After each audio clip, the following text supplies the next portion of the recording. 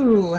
What's up, y'all? Welcome back to Lady Blerds Sings the Blues, a podcast where in this case two beautiful, full-figured, talented Black women talk about their experiences and perspectives moving through this world. Happy New Year and all that good shit. This is Sometimes B.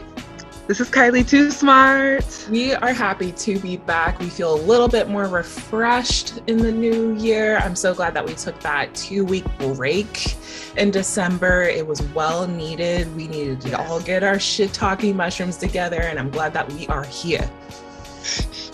How you doing, Kylie? I am doing the thing that Kylie does, which is floating through the universe as a good little noodle and planning for the future and pulling my energies back together. This new year, new energy. New year, new energy. I had recently left my last job, and I'm kind of like in a transition period. But it really allowed me to focus. I was like, okay, so now what do I have to do? You know, in those moments where things seem to be falling apart, that's often where you get the most clarity and can actually do some real quality organizing for how you want your future to look. And so instead of hitting the panic button and deep diving into depression, which everyone is wont to do every once in a while when life gets hectic, I asked for help. You know, I reached out to my family.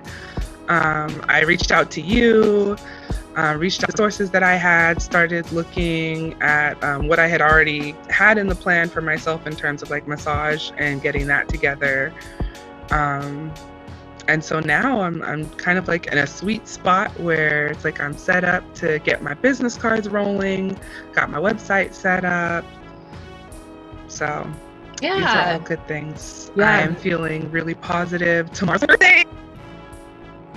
Yeah, no, I'm feeling positive with you. Yeah, I'm sorry that right as the end of the year, you're ooh, I'm not with that org anymore. I'm oh. But you know what? Yeah, I'm not with that org anymore, but I needed to spend time at home, fixing my house, checking on the people that were around me. There were so many people, seasonal depression is real. We've been kind of talking about how to keep people on the up and up. But it was really I spent the last few weeks checking in with people. I went and visited some friends and just spent a weekend doing art and talking and networking and planning for the future and getting centered and feeling really ready and prepared to get back to work. Been going to the gym, been working on getting up early, eating porridge, and it was just I made some porridge with, it was really simple too. Just some chicken, some ginger, little low sodium soy, garlic for sure. And then I love porridge because the base is so simple that you can add all your toppings and fixings and everybody can get a different flavor profile for however they want it. And it's it was perfect weather, it was cold. It was just not chicken noodle soup for the soul. It was definitely a porridge for the soul. And it was everybody came out of their rooms in their sweaters and was grab their bowl and put their bowl together. It was really cute home bonding stuff. So I'm starting to recognize the importance of stepping into that role, not only as a homeowner, but an alarm for the podcast, lols. Not a homeowner, but as someone who's kind of stepping into the role of being the head of their family and what that really means in terms of keeping everybody together and keeping everybody moving in a positive track in a positive way and envisioning growth for the future. So yeah, no, I love that. That's the space that I'm in right now. I'm really happy for it. So yeah, no, I absolutely love hearing that. It's another form of when people say you're thriving, this is it. This is what like thriving should look like or manifest to be. And so I'm really happy to see like the storytelling that you have had on this podcast about getting the house, getting yourself situated, doing you essentially. So I'm glad that things are just, you know, coming along. I would like to tell the listeners, as a heads up, I know Prowess is on this call right now because she is doing some MAGFest duties. Not that she's directly related to the convention itself, but she has been doing the hosting duties of some of the guests there, as well as you know, just being like a helpful hand, but also taking caution because of you know, COVID reasons. MAGFest carried on with having an event, which is fine because, you know, holding events are expensive. Like the logistics of like getting an event together it's expensive. And so it just sucks that all at the same time, Omicron, Marion, whatever you want to call it, it's been, speaking of manifestation, COVID's like, we're manifesting. But no, like a man. They're not manifesting, they are infesting man, okay? But yeah, so I backed out last minute. I was supposed to be there to help be a liaison for guests and be a helpful hand and a floater, but it didn't turn out. I didn't want to fly from west to east and possibly spread anything that was happening on the West Coast. You know, COVID keeps evolving, so who knows, like you can be conspiracy theory about it, but my little mini like conspiracy theory is like, you know, what's on the West could be different on the East. And so I was just like, I'm backing out. Like if I'm not a performer, if I'm not a featured person and I am not getting paid, it's just better if I just, you know, stay back. And so that I took that decision and canceled my flight, my hotel and all that stuff. And it sucks. I have a lot of family that were going to Fest, like Grayson was there, Mega Rand was there. I wanted to meet Damn Celine for the first time, and so it just sucked. It just really, really sucked. And I was super bummed. And I was looking forward to meet a lot of new people that I kept in contact online, and it just really, really sucked. But at the same time, with it sucking, I know that I felt better being safer and then also keeping those on that who were there for business safe as well. And so I just want to apologize. I know we were hyping it up for weeks, but I stayed put as kind of like a compromise for maybe next time. Or, you know, MAGFest is still happening in the fall.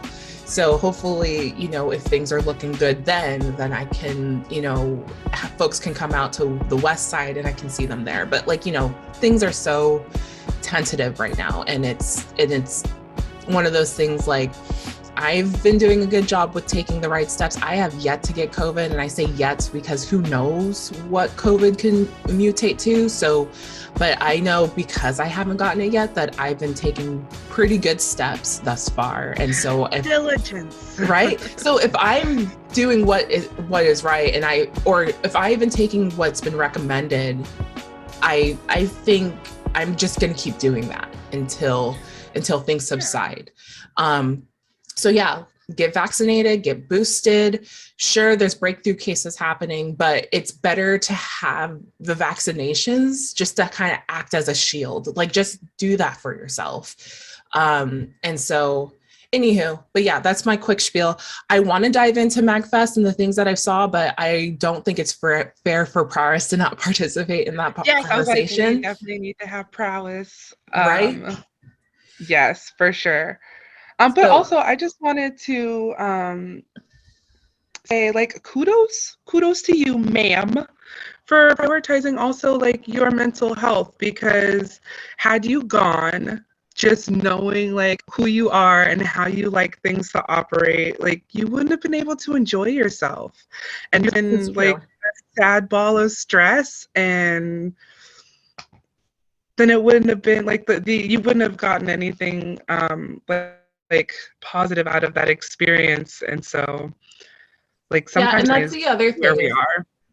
And the thing is, like, I don't want to, you know, and it's just the love in me.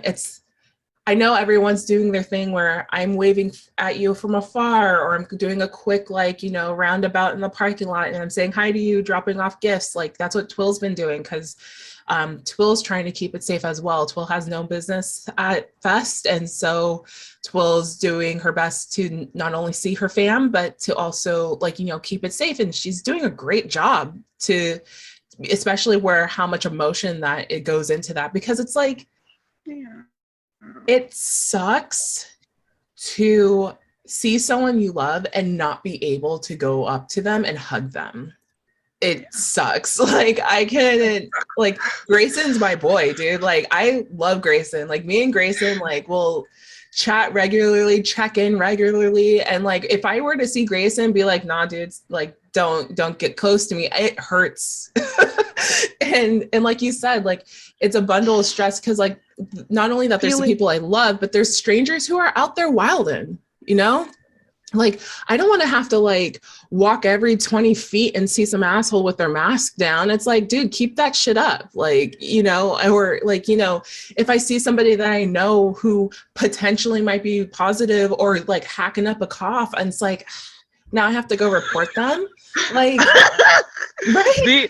V will report. Sometimes V and it's not snitching. No. And to be clear, this whole thing V about is the mod bot. I'm a moderator. The whole thing about snitching is people are like, don't snitch, like, don't snitch. It's like, nah, like, let's take the dark cloud over snitching real quick. It's not about snitching because you're trying to be a rat. It's snitching because you're trying to keep everybody safe. So if you're acting a fool out there, like, of course I'm gonna say something being like, yo, someone came in here with a deadly disease before you wreck yourself. Yeah. So anywho, I'm just like, so anyway, I would love to have Prowess on this and to chat about MAGFest. I saw a lot of wonderful things on Twitch. Kudos to MAGFest for having a very reliable broadcasting Fantastic system. Yeah, they had not only their main page, but they had a concerts page, and they also had a panels page. And so I was able to feel some percentage of excitement from home. So kudos to fucking them.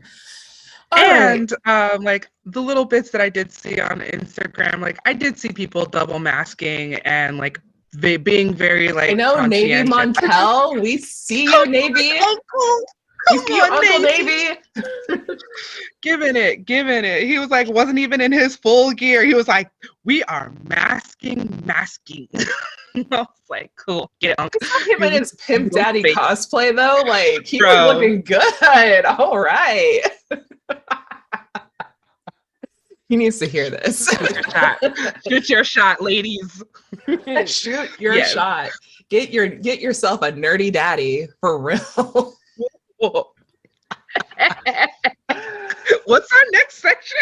I know. So anyway, we were supposed to actually go into like the new year. And just a couple of things like with like, you know, venturing into the new year. I really like how people are kind of trending instead of like new year, new me.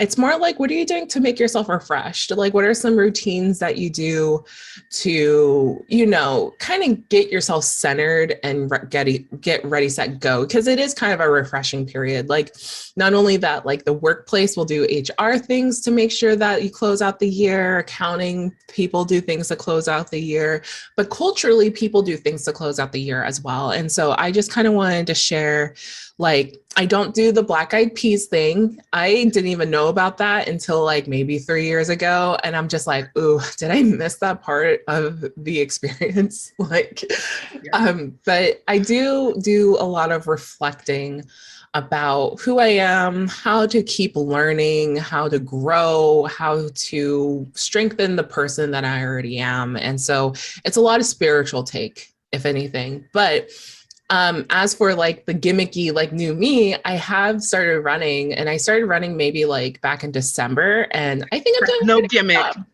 So you've been doing a great job. Thank you. And I think I'm just trying to get the joy in running. And so I've gotten to a point where I can listen to anything on the earphones now and just go.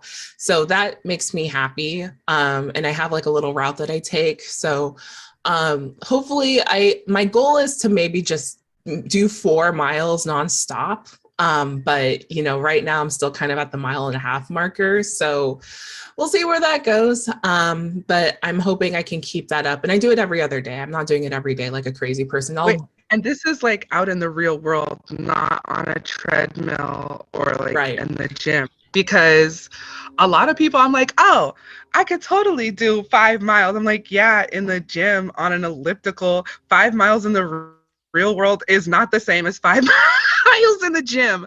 So like extra kudos for you, because it's not easy. There's so many who really people inspired me who inspired you? There was a Will Smith reel. Stop. where he got the Nickelodeon award, and he goes, "Here's 2 important things: reading and running." And he talked about the running part. He's like, "There's always going to be that little voice in your head that something hurts, and it really doesn't." And I went, "Oh, he's right." And then I tried it and went, "Wow, he's really right. I just had to ignore it." That's awesome. So now I just think about Will Smith before I go out for a run. Oh, Fresh Prince still giving. Look at you. Fresh Prince is still giving. What about you, Kylie? What do you do for the new year?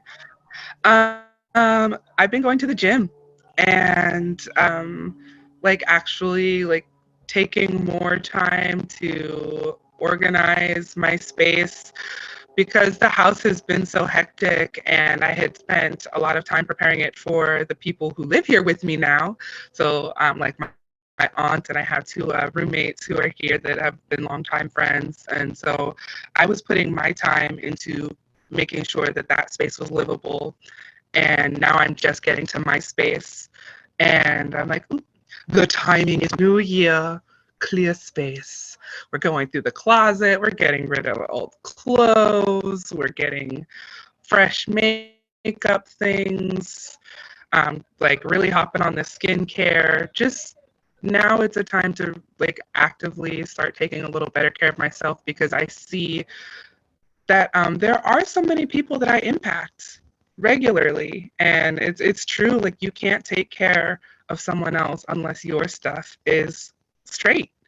So for me, maintaining that balance, making sure I drink enough water, making sure I spend enough time outside in the sun, do a little yard work. I don't have to go out and socialize. But it's just you do need to spend some time getting that fresh air and getting your blood moving. I've been doing yoga every morning. That's something that I got from you, honestly. Seriously. I still do yoga, by the way. It's great. I just signed up for to do 2 months worth of classes with a friend of mine who does yoga. And I'm support local. So I'm supporting local, I'm going to do that with her once a week on Wednesdays. So I can't wait. Awesome. And then one thing I do for Christmas, as kind of a way of tying into the new year, when people ask me what I want for gifts, I typically will request books and music. Or now I'm in a stage where I can be oh, I have there's this cool spa stuff for this specific modality that would be nice to have. So all the things that I'm requesting for, I'm planning on using in the new year. So now I have fresh new books that I can use for my mind. I've got a new kit of hot song implements for my business practice. So this new year's coming in nothing but productivity and positive growth. I think people get positive growth confused with just false positivity and oh, everything's all light and happiness. That's not it. There's still the struggle, but there's beauty in the struggle, and it really is the mindset. I've started playing chess. 100% playing chess, because life is like chess. You know what I mean? You need to be able to adapt to the moves, and don't give up. That's something that I've been learning. You just never give up. What are you talking about? Give up what?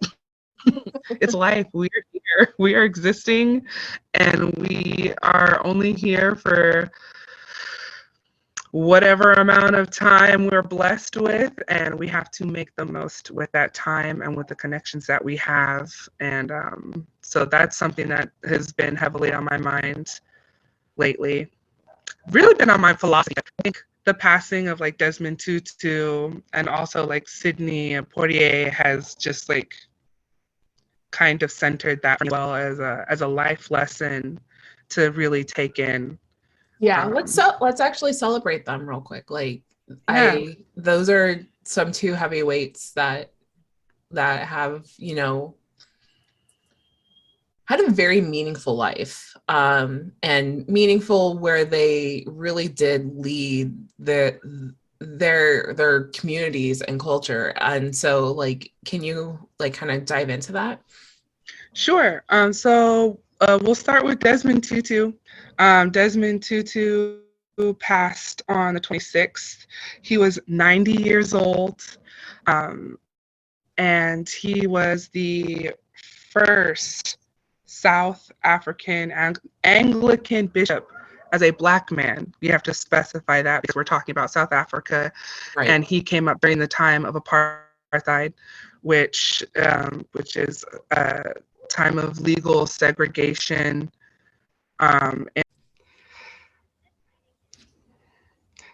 Welcome back. Location change. We had to do some quick adjusting, but here we are back talking about Desmond Tutu and his work, or rather his anti-apartheid work, which was a huge cultural movement that he was a part of in not only unifying Black leaders in South Africa, but also really being able to reach white leaders through his activism, through his theology, through his works within politics. And he basically led his life by example.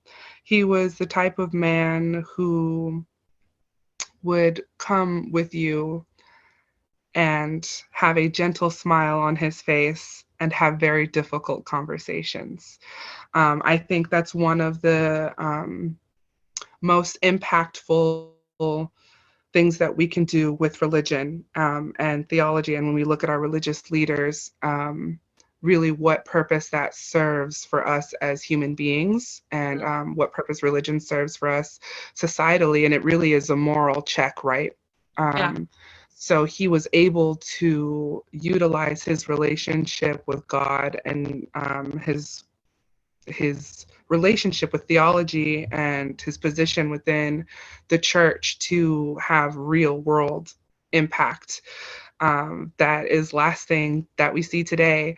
And so Desmond Tutu is someone who's definitely worth looking into. Look at his speeches, look at how he moved through the world and how he navigated these challenges. And he is a man. You know what I mean? He is a person who had influence. We all have influence, every So single what one I of us. really love hearing about this is, and this is the part of my life where I really wasn't very much so aware about this leader until Kylie brought it up. And then I'm like, I don't know who that is. And then both Kylie and Prowess are like, what?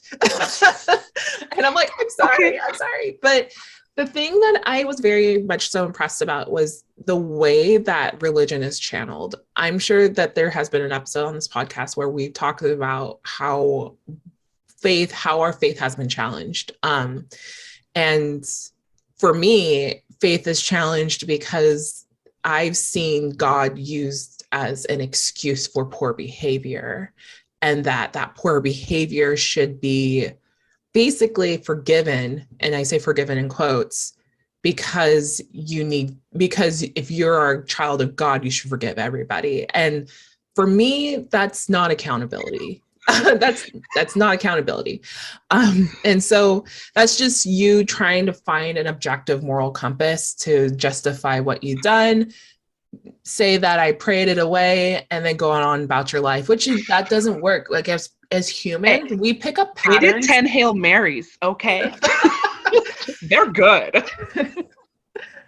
The human experience is one of those things where we as people will collect trending behavior and tread those waters based off of that trending behavior. So like if you keep doing things where you're harming your community, people will take that into account and just deal with you based off of that. And so for me, that was just kind of like a thing where it's like, I don't need religion to analyze people. And I also don't need religion to forgive. If anything, like changed behavior and sustaining changed behavior is like, you know, one of those things that validate an apology. I don't believe in performative apologies, where like you have the whole world watching you and then you turn around and you do the same thing again. Like it's what a lot of celebrities do. And so, for me, I was very turned off by it. And I also don't like kind of like the Bible thumping, knocking on the door, trying to change you because you're a lost spirit. It's like, leave me alone. But what I do appreciate, She's like, I'm not with the proselytization. I'm not with the process, right? But what I do appreciate is like, if you do have a faith and it's one of those things that does give you a really solid moral ground and you're able to influence others in the right direction, meaning that you're not using it to excuse poor behavior, but to augment a greater message to better build your communities and to better be informative and to strengthen where it's like not only that you are using faith to always grow and learn. That's a beautiful thing to me. Like I love seeing that. And so it's one of those things where you're rechanneling the religion, which I'm getting this impression from this man who has done for his whole career. And that's something that I like. It's just something that I would rather see. It's like, because yeah, I've had a very tainted view of religion and I was just like eye rolling big. But from what I understand, that this also is a man who very much so like Reverend Martin Luther King Jr., he was like very much so about equal rights, and then also like making sure that people felt more free than they actually were in the circumstances of their environment. So also the abolition of South Africa's passport laws, making sure that there was a common system of education, and the cessation of forced deportation from South Africa to the so-called homelands. And so like these are things to me that I'm like, this echoes. And not only that, but fusing Black theology and African theology, and at the same time also advocating for gay rights. Mm-hmm. Huge. Yeah. I don't think people really stop reciting verses at me saying that gays are wrong. Like, excuse me, I thought someone of a religion, you're supposed to love all. Well, I mean, sorry, go on. It's just the way that he respects human life. I think too many times we'll join a religion because it is a community and it gives them power to separate themselves, and it does create a us versus them ideology. And his approach to theology, to religion, to spirituality was to dissolve that and say, we are all having a human experience. We are all humans here on earth having a physical existence. You know, we are spiritual beings in a physical existence. And he clearly showed through his works what one person can do with the intent of true love and respect for your fellow human being. And all of the other things, it's like, you may not know exactly who he is or like what happened in the apartheid, but you know, there's people today that are still talking about it. I was like, Noah, with the comedian, you know, and he wrote books. He's from Johannesburg, and he writes about his experience growing up, like because the apartheid lasted through like the 80s and the 90s, which for you and I, it's like we were literally babies when that was happening. So unless you were having somebody, or watching A Different World definitely talks about the apartheid and a bunch of other like different civil rights activists that were happening at the time, and artists. Like, that's one of the reasons why I will forever love that show. Like, that show put me on to so many different things that were happening, and it's of its time. Talk about positivity and education and showing what people can do as a collective. So yeah, flowers, love, and light to Desmond Tutu. 90 years old. That's a wonderful That's nothing to balk at. Like, yo. That's a Black man at 90 years old. Hello, surviving and thriving. Yeah, no, I'm sure there's been many, not to get dark, but you know, the men who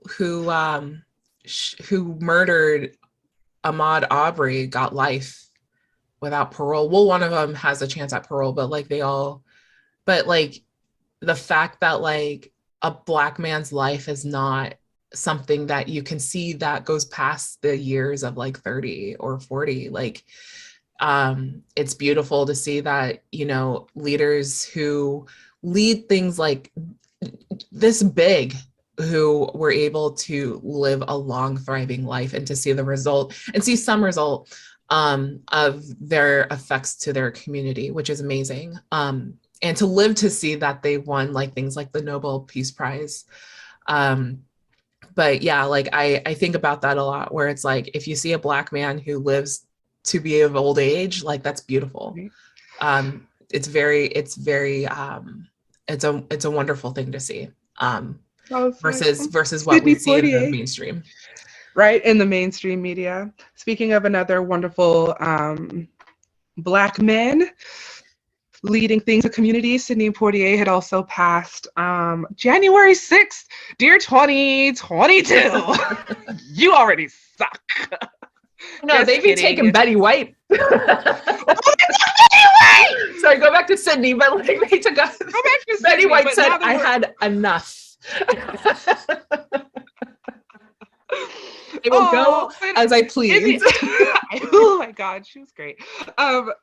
Actors. Sidney Poitier was an actor.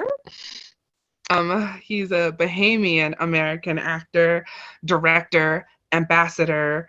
In 1964, he was the first Black person, and first Bahamian to win an Academy Award for Best Actor. His films are revolutionary. I think I had posted like a clip to Instagram. There's a scene from a movie where a white man slaps him and he slaps him back. And like, this was in a time where that did not happen. Seeing yourself on screen. We talk about representation here a lot on this show, and we would be absolutely remiss to not recognize the fact that this man brought so much culture and representation, and expanded the idea of what it is to be Black, what it means to be a Black man and be treated with respect, what it means to be a Black person of thought, of consciousness. And he inspired so many other great actors and directors of our time. Just an incredible man with an incredible life story. Like, please do some research on him. He deserves all the flowers as well. And I'm still tripping on Betty White. We're all tripping about Betty White, dude. Like, so Betty White, like, from a kind of just like a dumb meme standpoint, was like, I loved her because she just had such a great sense of humor, and she knew who she was as a person, and also the way that she paved opportunities for Black people as well back in her early days as an actress and entertainer. But I love the fact that, like, when I saw her trending on Twitter, I didn't think much of it. I was just like, oh no, is this one of those like Ric Flairisms where like you see the name and you're like, oh shit, and then you see that it's like, oh, it's something phenomenal that they did and we're reminiscing. Great. But no, this time it was like real. Like this time she actually said, it's time for me to see y'all from above. And so I want to celebrate her because like I also love the stories that she has had about having like, you know, Black people being part of her shows, and that the producers are like a real ally. Yeah, truly an ally. And she's like, well, if y'all not gonna have me, if you're not gonna have them on here, then we should just not at all. And they would get upset. And like being a white woman in that her position, sure, women then back in the early days of her career didn't have a lot of leeway, but at the same time, it's great to see that she used her voice regardless. You know, I think that's funny because one of the things that we talk about is like intersectionality here on this show, and how it's like just because you see like one community struggling doesn't mean that you cannot then go join when you see another community struggling, because ultimately it's all the same struggle. So if you're seeing that you are struggling just as a woman because there's some injustice there that is gender biased, and you see another person that is struggling because they are experiencing a racial bias, and you both know that these biases are wrong. Yep. Team the fuck up. That's and like right. That is right. All of the people that we've talked about today on the show are like perfect examples of people who recognize that and did that. Sidney Poitier's like A Raisin in the Sun, Guess Who's Coming to Dinner. These are all stories of like, hey, hello, white world, we brought a Black man home for dinner. And it's like, it is that like joining together, and they got stuff done. Look what happens when you work together. Mm-hmm. Exactly. Network. Work together. Work together. Make sure that there's other shit that stinks. Please just make sure that you're aware. All right. So moving along into some nerdy and dirty-isms. Miss Kylie, I feel like Kylie's leading the show today. We are leading for the show. For real. Lulz. Now that we've given our flowers to the people who inspire us, it's time to give some flowers to ourselves and see what's going to inspire us kinkily in this upcoming year. So, things you would like to explore this year. I'll start because it's something that I have been thinking about, and that is, it's going to sound simple to a lot of people, but for me, it's something that like I don't really do, and I've been thinking about it a lot, which is actually talking during sex. Talking during sex? Talking during sex. Okay. So, I was in a long relationship, and it was very emotional based. Like, so all of our sex was very like loving and very spiritual, and there wasn't a lot of talking. It was very much just like in the flow, in the moment. Okay. There wasn't a lot of like, I won't say checking in, because all of the sex was consensual and it was lovely and it was beautiful, and it was a deeper connection. But it was not, I think because it was so deep and we took it so seriously, it was like, it wasn't as playful as it could have been and as exploratory as it could have been. And I think part of that is really just getting comfortable talking while you're having sex. I had an experience where someone was talking to me, and like, I really, like, it kind of shook me a little bit. I was like, how do I respond? I don't know how to respond. Like, am I into it? I'm still into it. It wasn't even dirty talk either. It was literally just like someone checking in because, hey, we're not like long-term emotional partners. I don't know your body like that. I haven't spent 2 or 3 months getting to know what turns you on, and just like learning you. And so it's like we're in the moment learning each other and talking and figuring it out, and that was exciting. oh my God. I was like, oh, I might be into talking. Talk to me, sir. Ma'am, them. Hello, talk to me. Not you being like, so while this is happening, you're like, so what's for dinner? I was really thinking chicken Alfredo. I was dun, dun, dun, dun, with a little bit of the garlic bread, not that Texas toast though. Make it bougie and artisan. Let's go. Ooh, everything I want is bougie and artisan. Someone was laughing at me because they were like, bitch, even your porn is bougie and artisan. Like, what are you doing? Bougie and artisan porn. Bougie and artisan porn. I have a collection. And there's this one piece, and it's simply titled Fuck. But it has a synopsis, and it's like an exploration of sensuality through the ages. And it's like all of these very artsy scenes, and it's high production value because look, why not? Look at where we are. I want the highest production value, please. It won many awards, okay? It was thrilling. It was everything it was supposed to be. It gave what it was supposed to give. There were some scenes a little problematic, just because they were exploring some interracial play where I was like, I think perhaps you needed someone to help guide you through this particular scene because it was a little problematic. But the rest of it was lovely, and they were just flabbergasted. They were just like, what is everything you do got to be art? And I'm like, yes, it's life. Everything we do has to be art. Even the porn we watch must be art. Oh my God. I'm one of those old eccentric ladies with like crazy glasses and just arts, darling. So yeah, more open talking while having sex. That is something that I definitely want to explore because I was stuck, y'all. I was stumped, and I don't like to be stumped at anything. I was like, he got me. What? What's happening here? I felt like he won. And I normally don't even feel like it's a fight or a game, but I was like, oh, he won. Don't you hate it when you're like, why did I take the L during that? How did I take an L? It wasn't really an L. Many an orgasm was had. There was no real L ever taken, but I felt unprepared. And I like feeling prepared.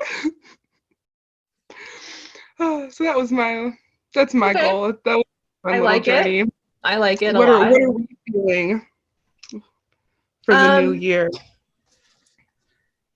I haven't really sat and thought about this. I'm in a weird spot where I am not buying anything particular because my lease is up in April. And I'm also not a person that likes a lot of materials. And I'm also not a person who likes to have a bunch of stuff. And so I'm not saying I'm a minimalist, but I'm an aspiring minimalist. And I preface that because all the sex toys are gone. there are certain things I want to buy, but I don't want to buy it because it's going to take up space, to say the least. And so the rose is very small. I'm just saying. Mm-hmm. And I did effective. So what's funny about that little rose clip thing is like, it's basically my Cash asked like, hey, so what's the Lamborghini of sex toys? And I said, it's the rose clit device. Like, it's that, or like any of the like the Lelo is. Yeah. So to spice things up, I haven't really thought about it. If anything, like I want to have the space to do things away from each other's beds. Like basically that's all I'm gonna say. The reason why is like I feel like I'm still kind of in this dumb like college mindset where it's like I have to do things just exclusively in my room because I'm trying to keep the integrity of the house. Like that's just like it's a courtesy and respect thing. And so I'm just like, okay, I'll just keep things in my room, and vice versa. Like he keeps things in his room, and it's like, that's fine. But it's like, I just hate that it's the only space that we can like bond at. And so I'm hoping like once we move and once we have our own space, like we have more options. And so that's kind of where I'm coming from with that, not to be a super perv. And if anybody's like, ew, why would you do it anywhere else? I'm like, listen, bro, like, I'm not trying to say I know your sex life, but we all know about the people who like go outside and just like fuck fearlessly behind a bush. So don't come at me. I just want a different place to do things. That's it. Like the kitchen, simple. maybe. The kitchen? It's literally that simple. And so yeah, I can't wait until when I move in with him. Like then that's when like there's certain things where I'm like, okay, I'm now comfortable. I can just go like once we're done straight from where we did things to just the shower, instead of just being like, is my roommate there? Can I just like have to get dressed and all and then go in the shower and then not be like, I can just go, okay, done, straight to shower. Like, you know, it would just be nice. And so that's basically kind of like my goal, because I've never had that before. And you know what's going through my mind right now? Oh my God. It wasn't me. Shaggy. My God. Did you call me on the counter? It wasn't me. Saw me banging on the sofa. It wasn't me. Even had her in the shower. It wasn't me. Didn't even get it on camera. Wasn't me. On the mark on my shoulder. Wasn't me. It's such a good song. Shaggy did so well. Shaggy did so Dear well. Shaggy. Dear Shaggy. Thank you for shagging it up in the bathroom. Thank you. It wasn't me. It wasn't me. For that toxic ass song, we love you. It was pretty toxic. It was a pretty toxic. It was bad. Song. But like there was a lot of music that was toxic, and we forget that was toxic. Oh my God, the music video, and then the references later from Blacks. I cannot. We live, we stand, we living for the culture. Yes. So yes. This year, good things. I'm looking forward to hearing the new explorations. Girl, a whole new V. So much that the podcast is allowed to hear on public. And also, listen, I still got a job. At least I'm not saying like exclusively what I'm trying to say. But anywho, yeah. So we haven't said anything too crazy so far. No. I mean, it's not like my mom listens to this podcast. I think my mom probably does. She does listen now, and my face went as blue as my hair. I was like, oh, she found it. Okay, cool. I mean, my mom knows what's up. It's one of my secret pleasures in life is to just like like the adults that are around us. I don't get too wild, but every once in a while I'll be like, penis, and just watch my mom's face go red. And Kylie, you can't say that. I'm like, I can. I mean, how was Kylie born? How was Keith born? Did you just look at a penis and say, I'm pregnant? Everybody's a prude. The sex. They're having the sex. They're having the sex. Yeah. They are having What's funny about parents being like, sex. It's like, can you please reevaluate why we're all standing in this room right now? Can we just talk about that? Like, I'm here because there was pleasure that occurred. That's why I'm here, because there was pleasure that happened. Like, don't try to front like you looked in the sky and said, God blessed me with another Jesus. Like, don't do this to me. Do not lie. I personally, I wouldn't mind. Oh, yes. I came from the conception. It's nicer than the reality. Okay, moving along. So in the nerdy things, we were going to talk about MAGFest, and like, whoops, again, like we didn't go. So I just, again, want to save that conversation between me and Prowess. I think my only thing that I'm just going to say very publicly is like, please, please, please, please, please, please, please, just get vaccinated. Like, the American thing to do.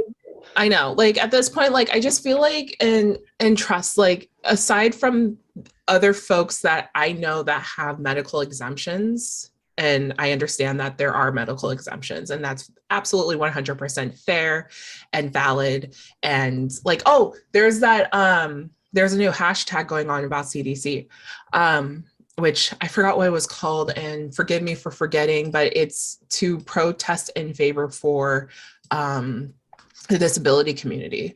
But yeah, like what I was trying to say with that is like, get vaccinated, just protect yourself and protect others. Like that's the whole point, is like, it's not being like trying to force the jab down your throat and say, ha ha ha, I got you. Now there's a microchip in your body. That's not what I'm saying. But what I am saying is like, I keep hearing that there's other countries that have been waiting for this vaccine forever and ever and ever, and that the West is just hoarding many, many doses, and that for the West to hoard this many doses and for us to not get vaccinated at this point, it's just really showing our asses about how shitty Western countries are. So just do the diligence and get vaccinated so you protect yourself, you protect others. And also we can actually continue to have fun at events. Like, and sure, like if you get sick, great. But like, I am also a believer of like, aside from the breakthrough cases, that it should help, you know, endure. But at the same time, just wait, what? I don't think you. I think you were talking too fast, and you were like, "If you get sick, great." And I was like, Great. "Wait, no. If you get sick, stay home, great." Thank you. Yeah, if you get sick, stay home. Like, please stay home. But also, just do the diligence. That's all I'm asking. Is just do the diligence. Like, if we have so much privilege and we're not taking advantage of it, I'm confused.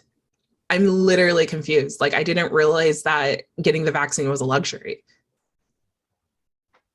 Like, or there's many things that we take for granted as luxuries, which is why it's like no matter what stressors I have going on in my life, it's always like, well, be grateful, because look at all of the things that you do have. Look at where you live. Even I have this house, and I was like, I don't know, in a permanent supportive housing program, or even on the streets out here. There's shelters, there's food, there's water. Like, survival, my survival is never really in question at this point. It's like we're all going to thrive. It's a mindset. I think there's a lot of things that we concern ourselves with that are social constructs, and we don't realize that literally there are places that don't have any type of supportive infrastructure in place, or the infrastructure that they do have is like literally actively trying to kill them more than they're actively trying to kill us here. So to be clear about my statements, like I want these other countries to have the same access. I want them to have the same access as us. And I hate the fact that I learn every single day that we're hoarding something that could help us and could help other countries. And yet what we're hoarding, we're not even using. And so it's just so American to me that in a country of hoarders, that we're hoarding things that we're not using. And it hurts me, because me as an aspiring minimalist, what are you doing? Like, what are you doing? Oh, here, I'm going to have this dose here and I'm not going to use it. Like, the fuck? And it's going to go bad. Like, you got to use it. Yeah. Anyway. It's just so, I almost said poetic, but it's not even beautiful, because poetry is supposed to be beautiful. It's just so weird that we're hoarding all these doses and we're not using them. Hoarding. Anyway, but yeah, there might be a little bit of editing here, because I said if you get sick, great. That's not what I meant. No, that's great. This is good. We fixed it. It's fine. They know what we mean. I guess what I'm just trying to say is like, and I just hate that, like, I'm still asking for folks to just do the right thing, but it is what it is. I guess we're all adults here and we have to do what is best for us instead of what's best for everybody. But yeah, there is also a new hashtag for those who are listening. I'm trying to find it for some reason, and I do apologize for my ignorance in advance. But because that CDC is like now just like putting out these weird regulations where it's like, oh, instead of 2-week quarantine, you can quarantine for 5 days. And I'm like, who's paying you to say this, and who has a gun to your head? Like, blink twice if you need help.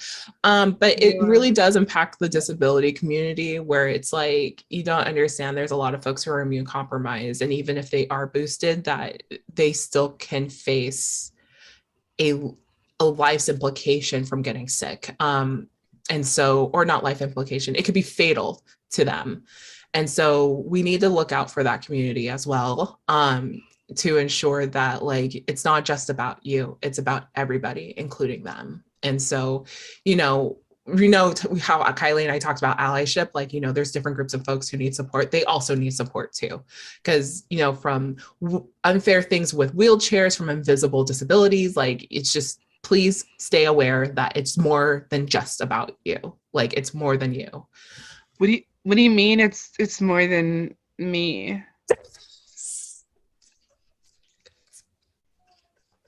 I hate you so much. All right. But anyway, yeah, so that's the nerdy segment. Not really nerdy. Here on Lady Blerds Sing the Blues. Here we go. Lady Blerds Sing the Blues. We have feelings. It's the blues. Have feelings this episode. It's not supposed to be happy. I mean, like, everyone's like, oh, you guys are depressing. I'm like, did you not see the fucking title? Lady Blerds sings the blues. The struggle is real. Like, where do you think blues music came from? From happiness? Nah. Get out of here. Okay. Anyway, we do have a call to action. Sister of the show, sister of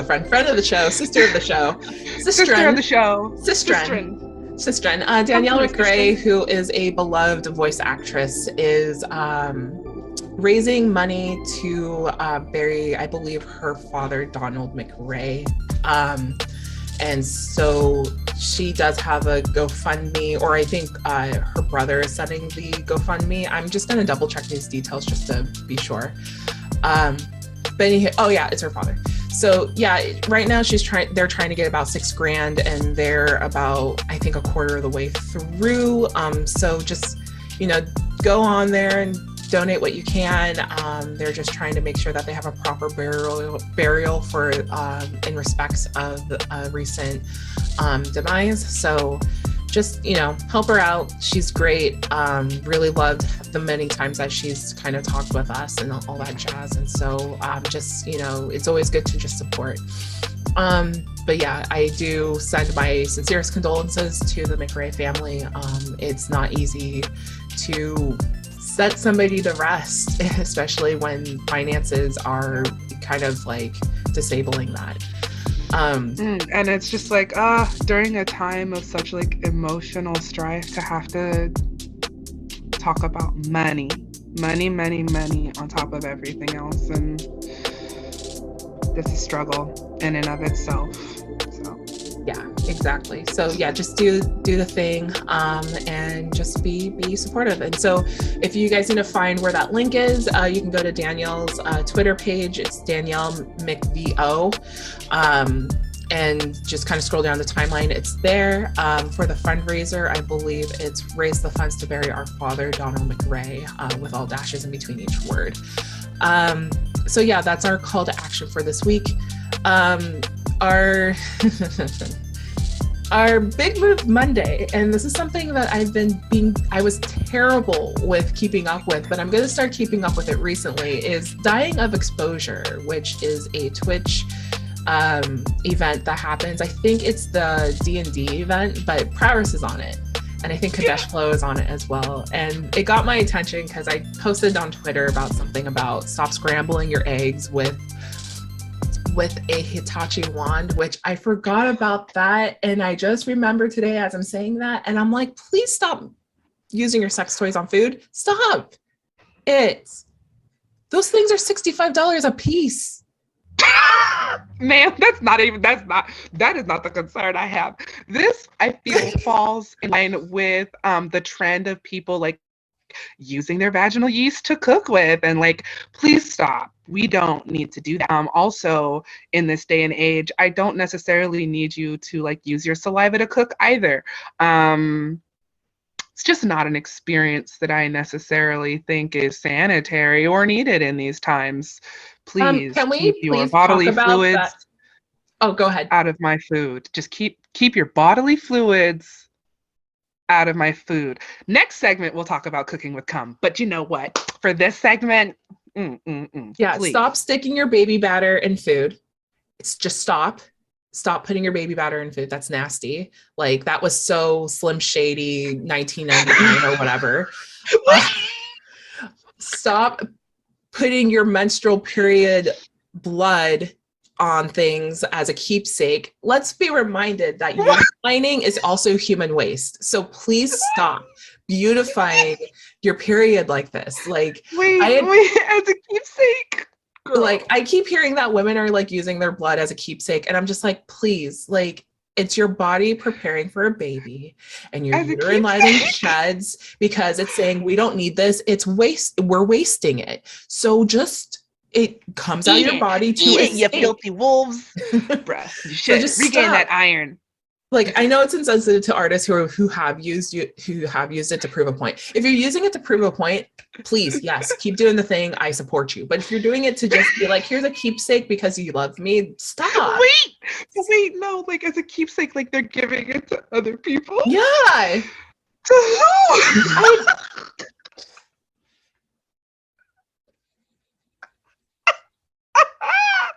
This has been the most amusing thing. This is going to keep me going long. Oh my. Oh God. Yeah. I want to know what the letter is like. Like, I will find something on Pinterest about this later for sure. Yeah, because now we've spoken into the universe. It exists. So I'm not, my ideas that are coming out of my mouth, it's not because I'm making this up. It's because I've heard about this shit somewhere. So now Instagram heard it and it's like, do you want to put your uterine lining in a bottle and make it into a crick cut necklace and just go with it and give it to your loved one so they remember you? I'm like, do you understand what marinated vagina smells like? Stop. Just smells delicious. Stop. It smells divine. Bring it here. Thank you. I'm just thinking of all the people who are having like pregnancy scares and then they get their period. Definitely send that shit to your partner. Like, here's your gift, darling, a lack of baby.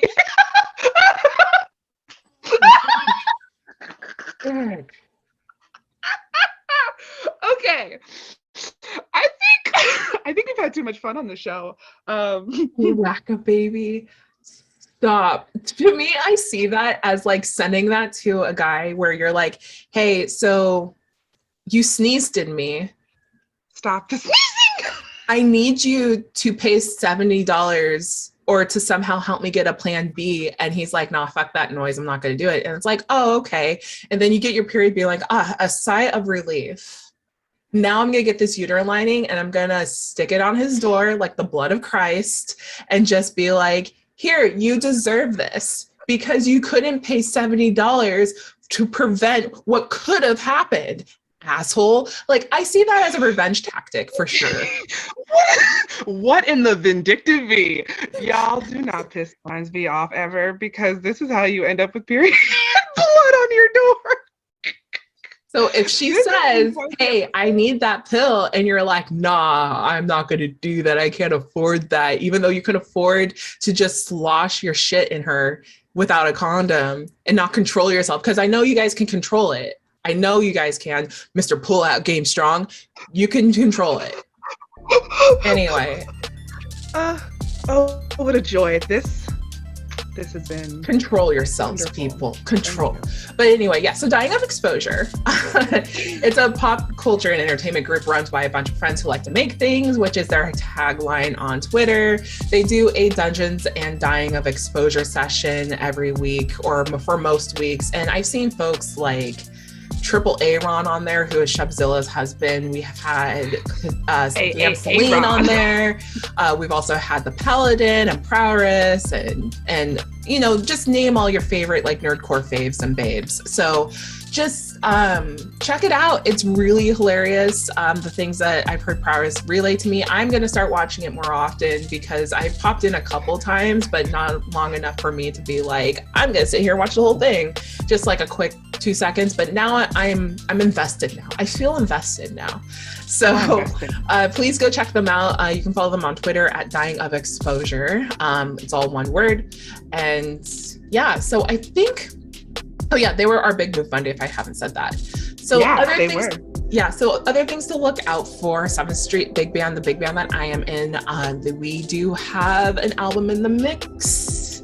And also we do have a few shows coming up. So just follow along 7th Street Big Band on Instagram. You can also follow us on Twitter at 7th Street_BB. And then also Prowess is working on an album as well. So keep your eyes open for that. We got some projects underway. But yeah, thank you so much for being here on another episode of Lady Blerds Sings the Blues. You can find us on SoundCloud, Apple Pods, and Spotify if you just want to hear us on your ears. You can also find us on YouTube. We're aspiring to Twitch. We are still trying to figure that out. If anybody has any pointers to get some streaming going, we would appreciate that. And we are trying to do a Thursday series with us interviewing folks on Twitter Spaces. So also keep your eyes open for that as well.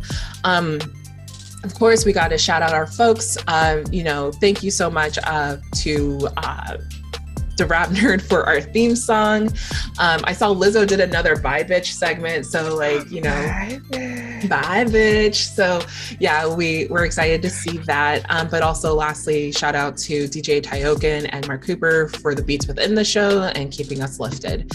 So yeah, thanks for being back with us. I know it's a duo today instead of a trio, but hopefully Prowess will be back and, safe and sound, and we get to just drown you guys in MAGFest isms. So I can't wait for that. All right, bye. MAGFest.